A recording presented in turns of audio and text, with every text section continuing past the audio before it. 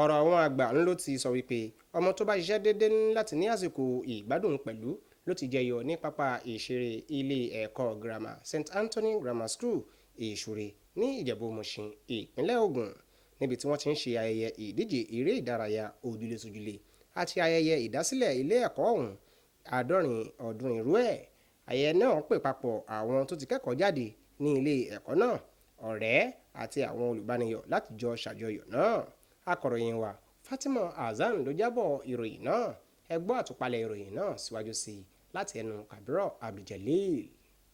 Ayẹyẹ 70 ọdún ìdásílẹ̀ ilé ẹ̀kọ́ St Anthony Grammar School tó kalẹ̀ sí Ìṣúré Ìjẹ̀bú-Òmùṣin ní ìpínlẹ̀ Ògùn àti ìdíje eré ìdárayá ojúlé-sójúlé.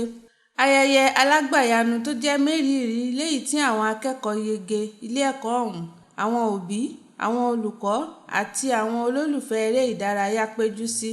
Ayẹyẹ yìí ṣàfihàn akitiyan ilé ẹ̀kọ́ ọ̀hún bí wọ́n ṣe ń ṣúgbà ẹ̀kọ́ inú yàrá ìkẹ́kọ̀ọ́ àti eré ìdárayá lápapọ̀. Pẹ̀lú wíwọ aṣọ aláràǹbarà àti àwọn àwọ̀ lóríṣiríṣi láti wú àwọn òbí àti àwọn àlejò tó wà níkàlẹ̀ lórí. Ayẹyẹ náà bẹ̀rẹ̀ pẹ̀lú yíyan bí ológun níbi tí àwọn akẹ́kọ̀ọ́ náà ti ṣojú ilé àwọ̀ kálukú. Lẹ́yìn náà ni oríṣiríṣi ìdíje wá wáyé bíi ìdíje ìfẹsẹ̀wọnsẹ̀ pẹ̀lú àwọn ilé ẹ̀kọ́ tí wọ́n gbà lálejò, ìfẹsẹ̀wọnsẹ̀ àwọn òbí àti àwọn olùkọ́ àti bẹ́ẹ̀ bẹ́ẹ̀ lọ.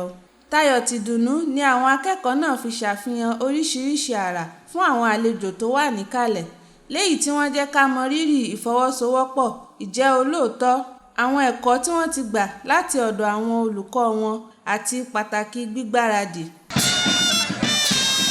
That's Red House.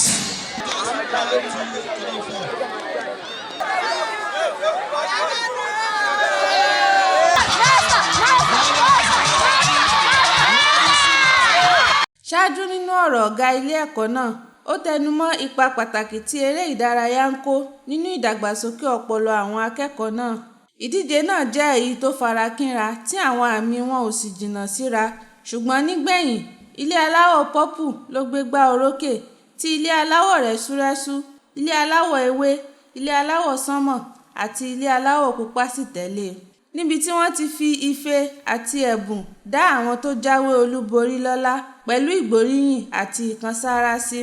Alága ọjọ́ náà, Phillips Atoyibi, fi ìdùnnú àti ìdúpẹ́ rẹ̀ hàn sí àwọn olùkọ́, àwọn tó ti kẹ́kọ̀ọ́ jáde nílé ẹ̀kọ́ ọ̀hún, àwọn òbí àti àwọn àlejò fún àtìlẹ́yìn àti ipa tí wọ́n kó fún àṣeyọrí ayẹyẹ náà.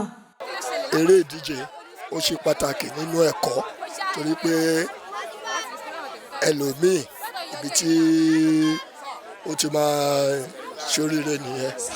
Eré ìdárayá ti tẹ̀ ní nǹkan tó wù mí lórí nítorí pé àwọn iléèwé mẹ́ta tó wà níbí wọ́n parapọ̀ láti ṣe ètò ìní and ó lárinrin, inú mi dùn pé mo rí.